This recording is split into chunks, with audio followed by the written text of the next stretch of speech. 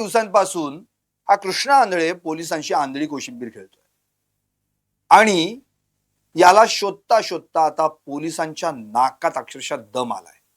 सगळे आरोपी बिनबाड्याच्या खोलीत आहेत, पण कृष्णा आंधळे काही केल्यास सापडेल. त्यामुळे शोधता शोधता आता पोलिसांनाच म्हणण्याची वेळ आली आहे, कृष्णा रे नको छळू तू आता, शरण ये, दर्शन दे आता, अशी परिस्थिती झाली आहे. आणि यामुळेच की काय पोलिसांनी आज त्याच्या नावाने एक प्रसिद्धी पत्रकच काढलंय. वॉन्टेड, पाहिजे आरोपी. या कृष्णा आंधळेची सगळी कृष्णकृत्य पोलिसांनी अगदी त्याच्यावर दाखल असलेल्या गुन्ह्यांची नोंद केलेली आहे. आणि त्या खालोखाल असंही म्हटलंय, जर हा कुणाला आढळून आला किंवा याच्याविषयीची काही माहिती मिळाली तर तात्काळ पुढील नंबर्स जे दिलेले आहेत त्यांच्याशी संपर्क साधावा. पोलिसांचे त्या ठिकाणी नंबर आहे. शिवाय जो माहिती देईल त्याला त्याचं नाव गोपनीय ठेवण्यात येईल आणि त्याला योग्य बक्षीस देखील देण्यात येईल. आता हे झालं पोलिसांनी आवाहन केल्याचं प्रसिद्धीपत्रक. पण प्रॉब्लेम हा आहे की हा कृष्णा आंधळे काही 45 दिवसांपासून फरार नाहीये. हा तर तब्बल 2 वर्षांपासून फरार आहे. कारण परळी, धारूर, केज, अंबाजोगाई या विविध तालुक्यांच्या ठिकाणी या पठ्ठ्यानं अशी काही कृत्य केलेली आहेत ज्यामध्ये खुनाचा प्रयत्न, खंडणी, चोरी, दरोडे, लुटमार, जशी काय आपली मार्कलिस्ट कशी तयार करतो आपण तशा पद्धतीनं गुन्ह्यांची लिस्ट तयार केलेली आहे. आणि त्यातल्याच 2023च्या एका गुन्ह्यात म्हणजेच खुनाच्या गुन्ह्यात हा आरोपी आहे आणि तेव्हापासून या गुन्ह्यात हा फरार आहे. पण हा फरार आहे ते नुसतं नावाला. कारण हा जर 2 वर्षांपासून या गुन्ह्यात फरार आहे मग अटक का नाही, हा पहिला प्रश्न. दुसरा प्रश्न, हा जर फरार असेल तर काल जे सीसीटीव्ही फुटेज वाल्मिक कराड आणि त्याच्या गँगचं बाहेर आलं त्या फुटेज मध्ये हा कृष्णा आंधळे 29 नोव्हेंबर 2024 ला केज मध्ये कसा, आता 2023 पासून फरार आहे. म्हणजे हा कायम बीड जिल्ह्याच्या कधी बाहेर जातो तर कधी बीड जिल्ह्याच्या आत येतो, फिरतो, खातो, पितो, खून करतो आणि परत फरार होतो, असा हा कृष्णा आंधळे. त्यामुळे आता या कृष्णाला शोधता शोधता पोलीस आंधळ झाले की काय असा प्रश्न उपस्थित झालाय. आणि अखेर या कृष्णाचं दर्शन या 29 नोव्हेंबर 2024 ला केज तालुक्यात त्या विष्णू चाटेच्या कार्यालयाबाहेरील दुकानाच्या एका परिसरात झालं आणि त्यात तो कृष्णा आंधळे दिसला. आता पुन्हा एकदा आपण सगळ्यांनी हा कृष्णा आंधळे तिथं कसा दिसला, किती तारखेला दिसला, कुठे दिसला पाहूया.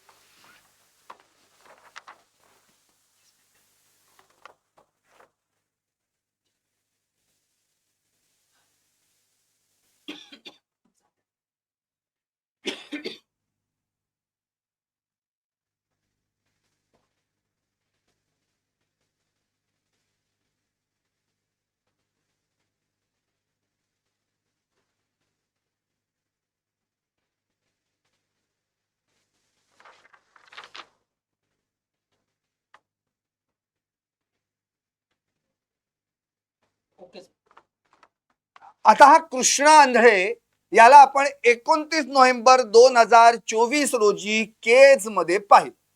बरं एकटा होता का हा? नाही. या ठिकाणी सुदर्शन घुले, विष्णू चाटे, प्रतीक घुले, वाल्मिक कराड, बालाजी तांदळे, राजेश पाटील पोलीस अधिकारी जो निलंबित झाला, ज्याला पोलीस त्या PSI ला निलंबित केलं. हे सगळे जण एकाच ठिकाणी काय करत होते? चहा पित होते, गप्पा मारत होते? अहो हे एका ठिकाणी बसून खंडणी कशी मागायची याचा अभ्यास करत. आणि या अभ्यासात यांचा मास्टर कोण तो पुढे बघितलाच आपण, वाल्मिक कराड. आता हा कृष्णा आंधळे जर 2023च्या गंभीर गुन्ह्यात फरार, खुनाच्या गुन्ह्यात फरार, तर हा 29 नोव्हेंबर 2024 ला केज मध्ये काय करत होता, हा प्रश्न पडला नाही का? बर, त्यानंतर हा पठ्ठ्या 10 दिवस याच बीड जिल्ह्यात होता. मग कधी केज मध्ये तर कधी धारूर मध्ये, कारण की जिथंही त्याची गँग फिरेल तिथं त्या गँग सोबत हा असणार. इतकंच कशाला, हा पठ्ठ्या 6 तारखेला सुद्धा मस्साजोग मध्ये गेला होता. कुणासोबत? गुले सोबत. म्हणजेच याचा अर्थ हे एवढं सगळं चालू असताना या 10 दिवसात त्याला अटक का झाली नाही?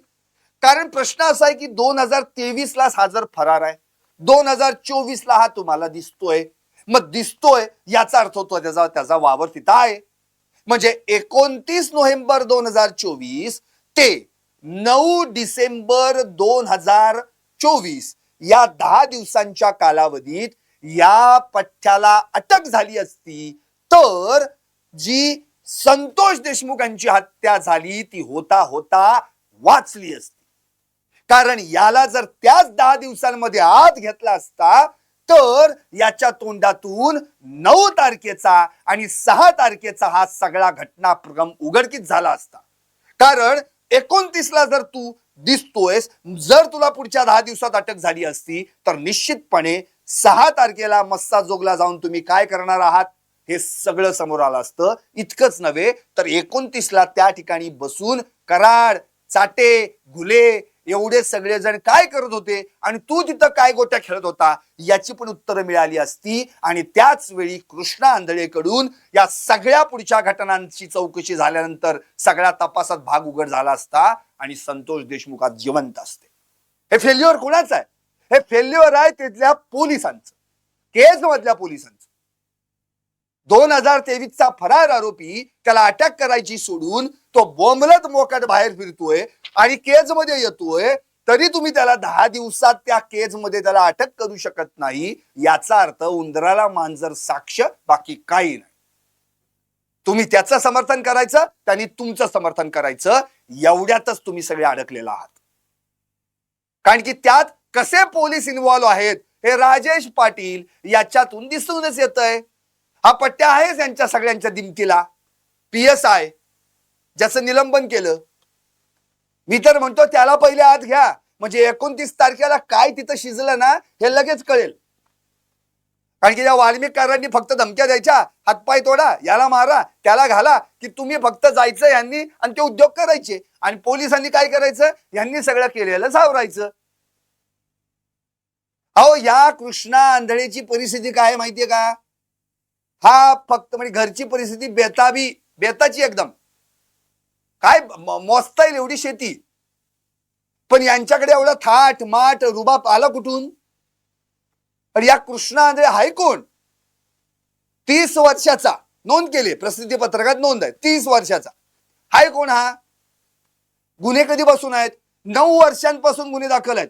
म्हणजे पठ्ठ्या 21 वर्षापासून हे गुन्हे करतच आलाय. तिकडं संज्ञान झाला की इकडं गुन्ह्यात काय, यांनी मास्टरी डिग्रीच घेतली. आणि 9 वर्षात केलं काय? लुटमार करायची, रस्त्यात अडवायचं, लोकांना मारझोड करायची, पैसे घ्यायचे, सोनं लुटायचं, चोरी करायची, खुनाचा प्रयत्न, खंडणी, धमक्या, संघटित टोळ्यांमध्ये घुसायचं आणि आपल्याला हवं ते मिळवायचं. आता हा केज मधला हा जो सगळा जो प्रकार आपण 29 ला बघितला त्या विष्णू चाटे केज मधला, मग त्याचा याचा काय संबंध?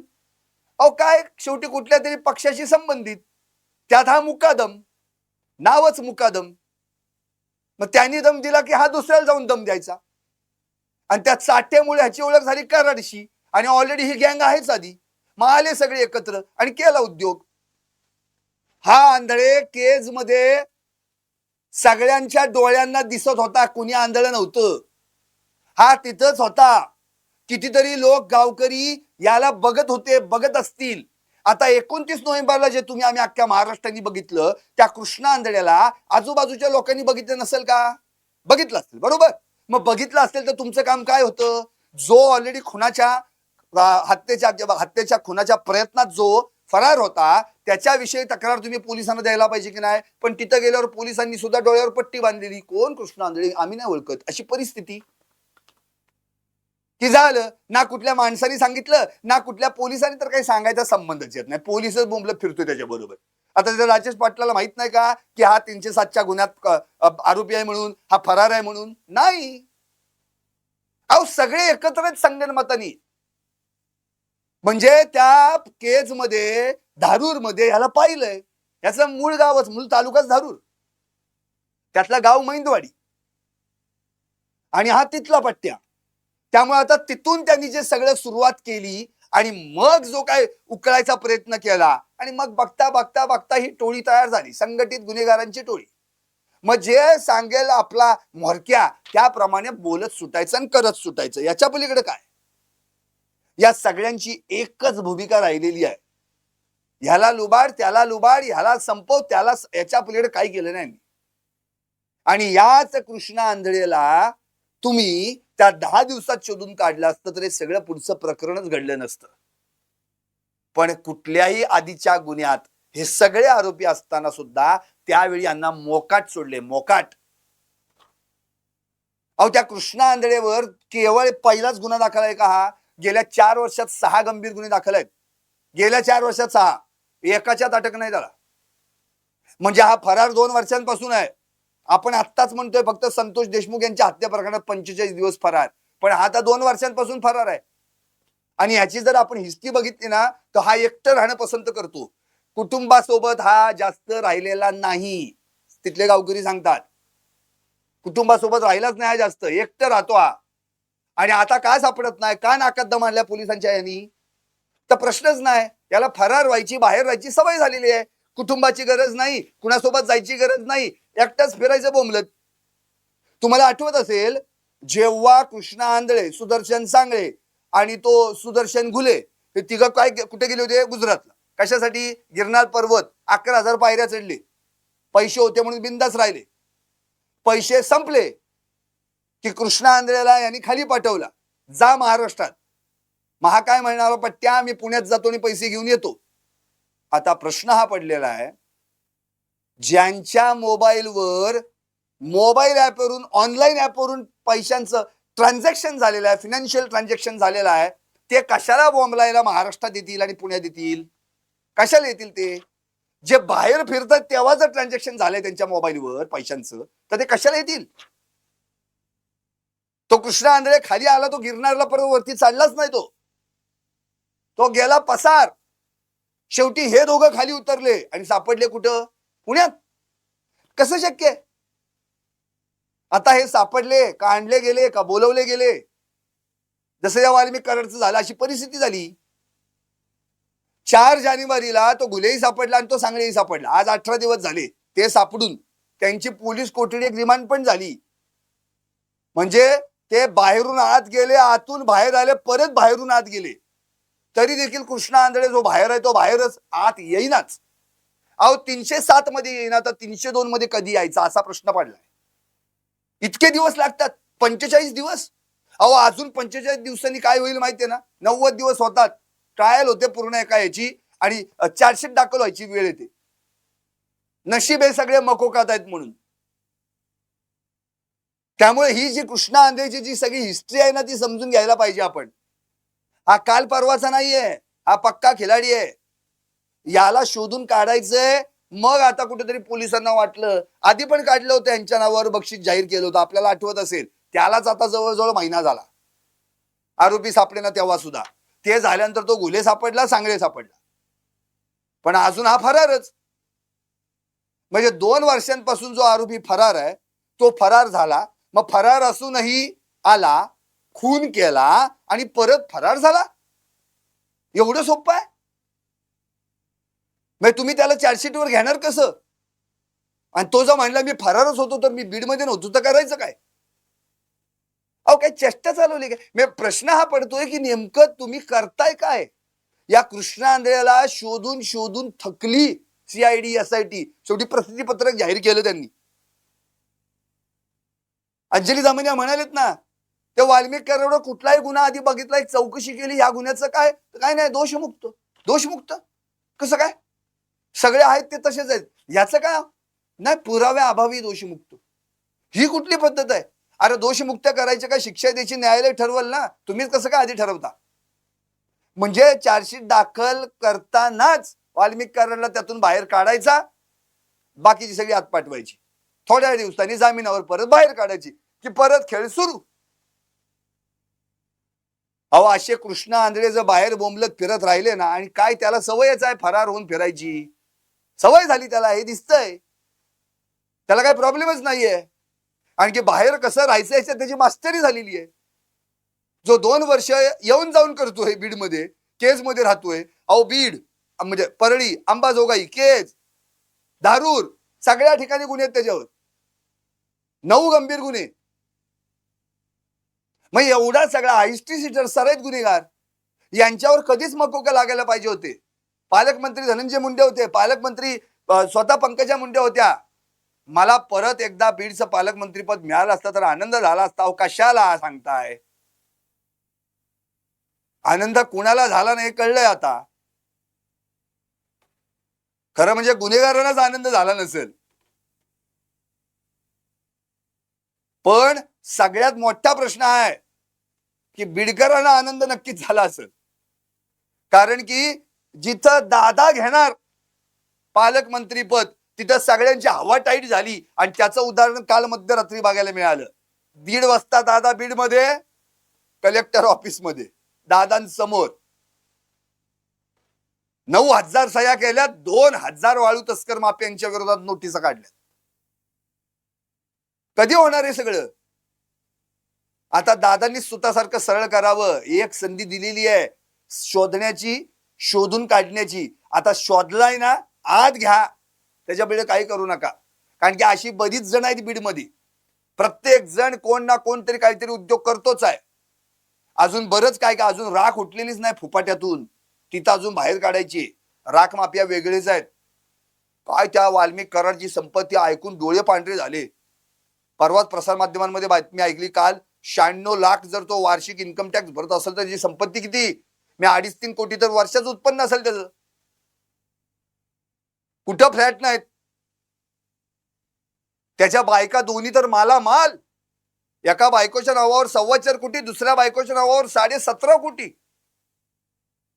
काय म्हणजे बार्शीत जमीन, पुण्यात फ्लॅट, पिंपरी चिंचवडमध्ये काळेवाडीत फ्लॅट. आणखी अहो जिथं जाईल जहां तक नजर जाएगी वहां तक कराड की जमीन दिखाई देगी, असं म्हणायची वेळ आली आता.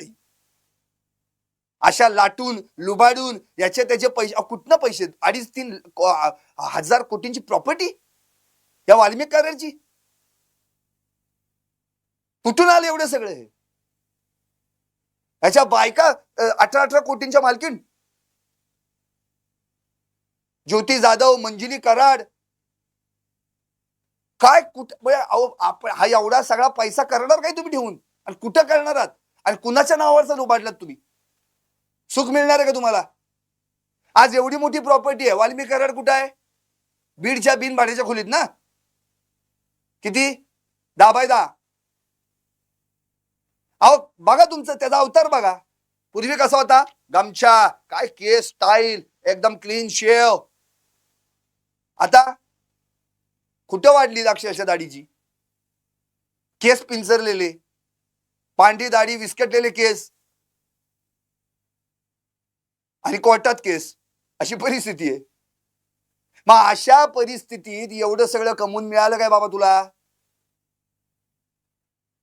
त्या बार्शीत पण त्या जमिनी आहे त्या काय ती कोण जाधव आहे त्याची बायको त्याच्या नावावर. इतकी परिस्थिती आहे त्यांची. मग कुठं घेऊन ठेवलं यांनी त्यांचं त्यांनाच माहित नाही.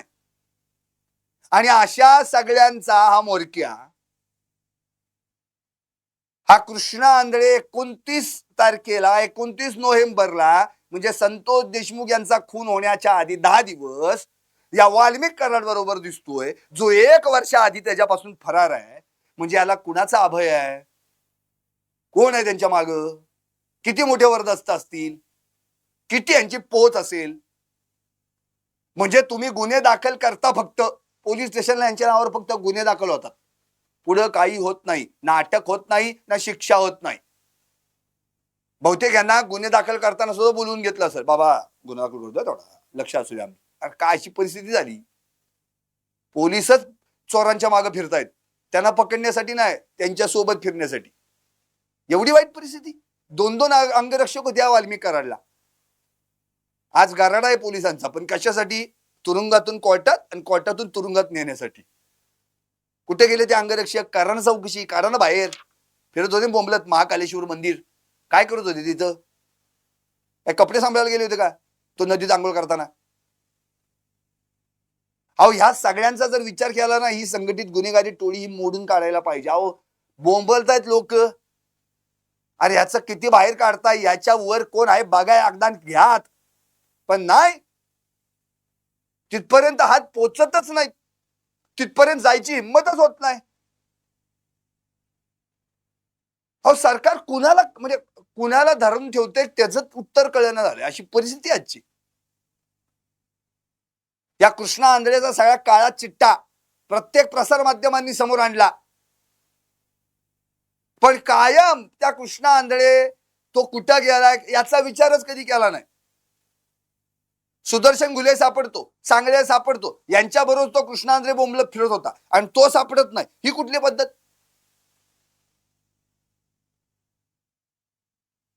अहो त्याला म्हणजे 100% पैसे मिळतात ना कुठून तरी, ट्रान्झॅक्शन होत. अहो तू किती हुशार आहे बघा, फरार राहण्याचा अनुभवच ना त्याच्या पाठीशी.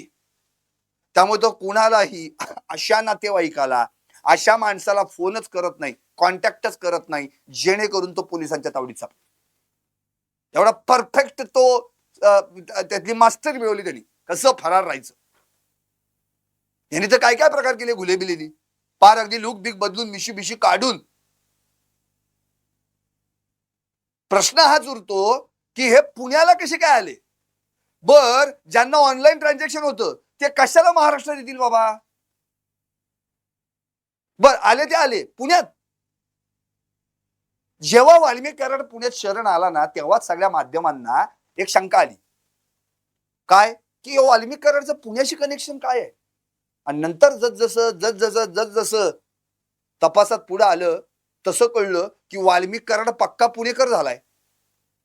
हो, आणि नावावरच इतक्या प्रॉपर्टी आहेत, बिडकर वाया पुणेकर अशी परिस्थिती झाली.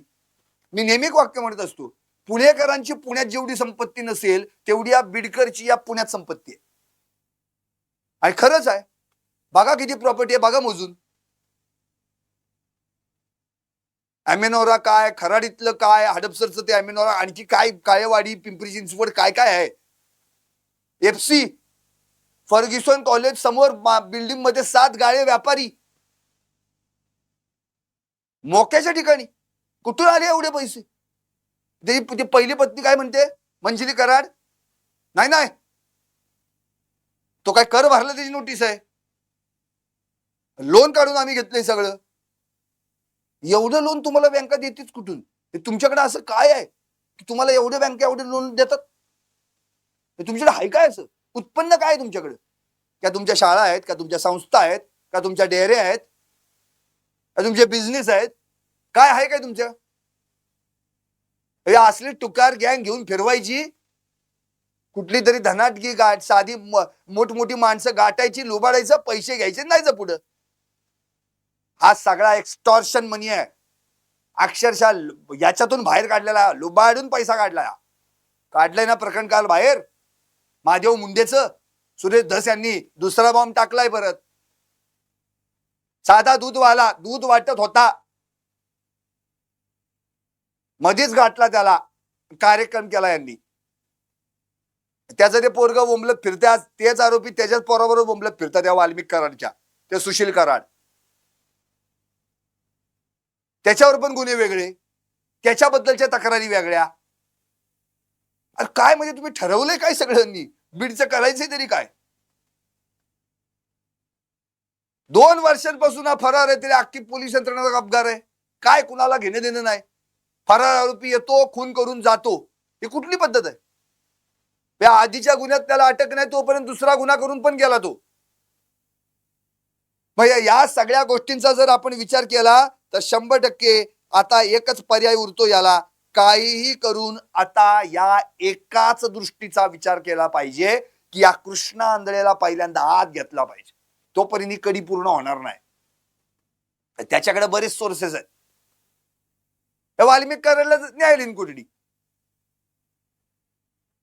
अरे अशा किती गुन्ह्यात वाचून घेणार तुम्ही. आणि प्रॉब्लेम काय आहे, मुळातच सीडीआर कॉल डॉक्युमेंट्स जे आपण ज्याला म्हणतो कॉल रेकॉर्ड डॉक्युमेंट्स, हे जे काय आहेत सीडीआर, अहो त्याचं कॉन्व्हर्सेशन नेमकं काय झालंय, त्याचा संवाद काय झालाय, त्यांनी काय ऑर्डर दिल्यात का, ह्या तपासासाठी जो मोबाईल पाहिजे किंवा जे सिम पाहिजे तेच त्यात चाटेनी फेकून दिलंय ना. आणि म्हणतोय मला आठवणा, मोबाईलच सापडत नाही म्हणतोय, कुठं टाकला मला आठवणा म्हणतोय. काय मेमरी काय शॉर्ट गजनी झाला त्याचा, तेवढंच कसं आठवत नाही आला त्या चाटेला. आणि जर याला शॉर्ट मेमरी होती तर हा एका पक्षात तालुकाध्यक्ष कसा करतो बाबा, एवढी म्हणजे असली माणसं कशाला ठेवली मग. अहो या चाटेला धरून जी गँग आहे ना सगळी, बघा त्यात कसा रुबाबात चालतोय तो. त्या 29 नोव्हेंबर 2024च्या त्या सगळ्या जर आपण सीसीटीव्ही फुटेज मध्ये पाहिलं कशी रुबाबात चालतात बघा. बालाजी तांदळे, प्रतीक घुले, हे छाताड काढून तो सुदर्शन घुले, कृष्णा आंधळे, कुठं कुठं चाललेली ही सगळी. अहो त्याच दिवशी म्हणजे 11 ते 11:30 हे सगळे एकत्र तिथे जमले. 4 वाजता Sunil chemo Shinde, supervisor Avaada wind mill, त्या ठिकाणी फोन जातो कुणाच्या मोबाईल वरून, विष्णू साठेच्या. बोलतय कोण, वाल्मिक कराड. काय बोलतोय, सुदर्शन घुलेंनी सांगितलेलं तसं करा. याचा अर्थ सुदर्शन घुले त्याच्या आधी तिथं जाऊन आलेला आहे, किंवा सुदर्शन घुलेंनी त्याच्या आधी त्या सुनील केमू शिंदेला अहो न्यालाच आहे, त्याला पाथर्डीपर्यंत मारत मारत न्याला आणि परत आणून सोडला आणि सांगितलंय वाल्मिक कराडच्या परळीच्या कार्यालयात यायचं, 2 कोटी रुपये द्यायचे. आता हे जे सगळं बोलणं झालंय ना, जो वाल्मिक कराड बोललाय, नाही तर हातपाय तोडीन जर पैसे दिले नाहीत तर, हे सगळं बोलणं जे कॉन्व्हर्सेशन आहे ना, ते फक्त सापडलं पाहिजे. ते सापडलं ना, ते भेटलं पाहिजे. म्हणून तर सगळं ते खुनाच्या गुन्ह्यात घेताना हा सगळा प्रकार झालाय. त्यामुळे मकोका लावून पोलिसांनी बरोबर चाप मारलाय. तू कितीही कोठड्या मिळव, कितीही एमसीआर मध्ये जा, मकोका आहेच आमच्याकडे. आता ह्याला नुसता आत ठेवून पोसून पण चालणार नाही. आता तर त्याच्या एक एक मागण्या मान्य व्हायला लागल्यात. स्लीप ॲम्निया झालाय, त्यामुळे सीपॅप मशीन द्या. आता ती मशीन कोणाला तरी चालवता आली पाहिजे, हा एक मोठा प्रश्न आहे. म्हणजे त्यांनी एक मागितलाय 24 तास, हा पण 24 तास कोणाचा तरी घरगडी होता, आता ह्याच्यासाठी 24 तास कोणतरी. मग तो रोहित कांबळे म्हणून बोंबलत होता बघा, आठवतंय का, ज्या जेव्हा न्यायालयीन कोठडीतून त्याला बाहेर काढला ना, त्यातही रोहित कांबळे बोंबलत होती लोक. हा बोंबलत होता. यांनी आधी मागणी पण केली होती, न्यायालयाने फेटाळली होती, आता न्यायालयाने त्याला दिली संधी. म्हणजे रोहित कांबळे पण तिथं येणार, म्हणजे तो त्याच्यासोबत असणार. अस्तमाय म्हणे त्याला. मग रोहित कांबळे जर बोंबलत फिरत होता इतके दिवस, मग हा जो शरण आला वाल्मिक कराड, इतके दिवस जो गेला, म्हणजे बघा 11 तारखेला याच्यावर गुन्हा दाखल झाला खंडणीचा. कुणावर, या पट्ट्यावर, वाल्मिक कराडवर. सापडला कधी, 31 ला. ते किती दिवस झाले मध्ये, 20 दिवस तुला स्लीप ॲम्निया नव्हता का झोपलाच नाही बाबा, तू झोपलाच नशील नाही का तू, पोलिसांनी पकडले बिघडले तर. अरे झोपा उडवल्या तू लोकांच्या. 20 दिवस बोंबलत फिरत होता तेव्हा तुला स्लीप ॲम्निया नव्हता, तेव्हा तुला सीपॅप मशीन नव्हती, तेव्हा तो रोहित कांबळे तुला लागत नव्हता, आणि आता तुला कोठडीत गेल्यावर सगळं लागतंय. तो विष्णू चाटे काय म्हणतोय, नाही मला इथं बीड मध्ये ठेवू नका, मला लातूर मध्ये ठेवा. तिथं का, तिथे त्याचे लागे बांधे आहेत म्हणून त्याला तिथे जायचंय. प्रत्येक जण आपली सोय लावतोय कुठे ना कुठेतरी. 20 दिवस लागले वाल्मिक कराडला शरण यायला. काय केलं तुम्ही 20 दिवसात, माहिती आहे आम्हाला सगळ्यांना, महाराष्ट्रातल्या लोकांना. सगळी देवदर्शन फिरून झाली, परळीतल्या वैद्यनाथचं दर्शन घेऊन सटकला, नंतर महाकालेश्वरला गेला मध्य प्रदेशात, नंतर अक्कलकोट स्वामींचं दर्शन घेतलं, त्याच दरम्यान मध्ये कुठे ना कुठे नाशिकला जाऊन आला. तुमचे देसाई प्रकरण बाहेर काढतात ना त्या, आज न उद्या पुरावे हाती आले तर ते बाहेर काढणार असं त्यांनी चॅलेंज दिले, ओपन चॅलेंज धनंजय मुंडेंना. माझ्या अंगावर ही माणसं सोडू नका, मला ट्रोल करू नका, कमेंट वाईट करू नका, तर परडीत येऊन आंदोलन करावं लागेल. आणि तृप्ती देसाईंनी आंदोलन कशी केली आहेत अख्ख्या महाराष्ट्राने नाही देशाने बघितलेली आहेत. त्यामुळे प्रश्न हाच उरतो की या कृष्णा आंधळेला शोधताना एवढं नाकी नौका येतंय, हा तर यांचाच बाप झाला आता, अशी परिस्थिती झाली. म्हणून याला शोधून काढायचा पहिले हे अत्यंत मोठं आव्हान आता पोलिसांसमोर आहे. आणि जो विष्णू साठेचा मोबाईल जो काही मिसप्लेस झालाय ना, तो शोधून काढणं आणि त्या माध्यमातून या सगळ्यांना पुन्हा एकदा समोर आणून इन्व्हेस्टिगेशन व्हेरिफिकेशन करून या सगळ्या माणसांना एकत्रित ठेवून मग संतोष देशमुख यांच्या हत्येचा सगळा उलगडा काढणं. आणखी एक महत्वाचा मुद्दा आहे जो अजूनही कुठं तपासात आलेला नाही. संतोष देशमुख यांचं अपहरण केलं हे मान्य आहे, डोणगावच्या टोल नाक्यावर. नंतर ही गाडी केसकडे निघून गेली. आपण ज्या स्पॉटवर गेली आणि ज्या स्पॉटवर संतोष देशमुख यांना हाल हाल करून मारलं, तो स्पॉट कुठला? त्या स्पॉटवर हे आरोपींना नेलं होतं का? या आरोपींचं तिथं जाऊन इन्व्हेस्टिगेशन केलं का? तो स्पॉट कुठला हे अजून तपासातच पुढे आलेलं नाही. इव्हन त्याची मागणीच कुणी करत नाही की बाबा कोणत्या स्पॉटवर संतोष देशमुख यांना मारलं, किडनॅप केलं. तो स्पॉट माहितीये डोणगाव, आणि जिथं त्यांची बॉडी झुडपात टाकून दिली ते दैठणा. ही दोनच माहिती आहेत लोकेशन्स. जिथं संतोष देशमुखांना हालहाल करून मारलं ह्या नालायकांनी, या या या सगळ्या गुंडाळ प्रवृत्तीच्या लोकांनी, ज्यांचा आत्माच मुरदार झाला, या सगळ्यांना या स्पॉट, पहिला हा स्पॉट कुठला आहे तो पहिल्यांदा तपासात समोर यायला पाहिजे. तुम्ही ज्या अर्थी हत्यारं बाहेर काढली त्यांची, ज्या अर्थी हत्यारं जप्त केली, त्या अर्थी या गुंडांनी कोणत्या स्पॉटवर हा उद्योग केला हे 100% कळणार आहे. आणि मग तिथलं लोकेशन, तिथले धागेदोरे यांना जाताना कोणी लोकांनी बघितलं का, या सगळ्या गोष्टींची शहानिशा होऊ शकते. जोपर्यंत हे समोर येत नाही ना तपासात, तोपर्यंत हे काहीच कळत नाही की नेमकं काय चाललंय. जनतेनं या मुद्द्याच्या माध्यमातून, जन आक्रोश मोर्चाच्या माध्यमातून रोज रोज दररोज प्रसार माध्यमांनी या बातम्याचं फॉलोअप घेऊन जनतेला या प्रकरणात नेमकं काय घडतंय याची माहिती द्यायचा प्रयत्न केलेला आहे. आता ही माहिती लोकांपर्यंत पोहोचवणं आणि त्या माहितीच्या आधारे जी माहिती आणखी काही नवीन एक्स्ट्रा मिळते त्या आधारे या सगळ्यांना अक्षरशः कठोर कारवाईपर्यंत नेणं हे प्रत्येकाचंच काम असलं पाहिजे. मग त्यात पोलिसांचा पण रोल असला पाहिजे, त्यात अर्थातच मीडियाचा रोल असला पाहिजे, त्यात जनतेचा रोल असला पाहिजे. म्हणून हे जे पहिले पोलीस आणि चोर हे जे काय आहेत ना, यांची जी नातीगुती आहेत ना, ही सगळी नातीगुती म्हणजे सगळी आर्थिक नातीगुती, बाकी काही नाही घेणं यांना. ही सगळी पहिले खणून काढली पाहिजेत मुळासकट. अहो घ्या ना त्या महादेव मुंडेची जे काही जो काय झालाय प्रकार त्यातली आत घ्या ना सगळी. अहो नावं पण माहिती आहेत, पण या वाल्यांनी सांगितलं होतं यांची नावं यांना घ्यायचं नाही आत, यांना अटक करायची नाही. असं बोलल्यावर तो पोलीस बिचारा म्हणला नाही तर मग मी पण कोणाला दुसऱ्याला घेणार नाही, अटक नाही करणार. नाही नाही अमुक तमुकला आत घ्या, नाही म्हणला. मग बदली करून जावं लागेल, जाईन पण उगाच खोटं नाटक कोणाला आत घेणार नाही. झालं, ते गेले दुसरीकडे निघून. या आरोपी फिरतात बोंबलत. काय करायचं महादेव मुंडेंनी? आता इथं जातीपातीचा काही संबंध आहे का? काय कुठं काही जोडायचं आपलं, काय आलं की आपलं हे कनेक्शन जोड, ही वायर त्याला जोड, ती वायर त्याला जोड आणि पेटव दिवा. काय उपयोग नाही त्याचा. मुळात प्रश्न हाच आहे, हे जे सगळं घडलंय या माग कोणीतरी मोठी शक्ती आहे. छोटे मासे आणि मोठे मासे. छोटा मासा गळायला लागला काही हातात नाही येणार, मोठा मासा गळायला लागला तर सगळं कळायला लागेल की नेमकं या प्रकरणात काय चाललंय.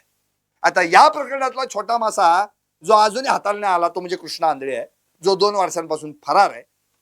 2 वर्ष 2023 पासून आहे तो फरार. 45 दिवसात संतोष देशमुखांच्या हत्या प्रकरणात फरार आहे. आता त्याला शोधा आणि त्याला शोधण्याचं आव्हान देखील आता पोलिसांसमोर आहे. त्यामुळे त्याला शोधून काढणं आणि यांच्या सगळ्यांच्या नाड्या आवळणं एवढंच काय ते महत्वाचं. आणि तरच ही केस स्टँड होताना या आरोपींनी काय उद्योग केलेत आणि यांना हे उद्योग करण्यासाठी कुणी पाठबळ दिलं हे सगळं तपासात बाहेर येईल. आणि तेव्हा कुठं महाराष्ट्रातला आक्रोश थांबेल.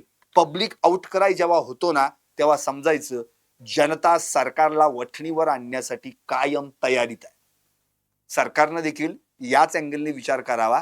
नाहीतर जनता हिशोब कशी करते याचं उत्तर दर 5 वर्षांनी जनता देत असते, हे सरकारनं विसरू नये. पाहत रहा टॉप न्यूज मराठी. आपला महाराष्ट्र, आपली बातमी.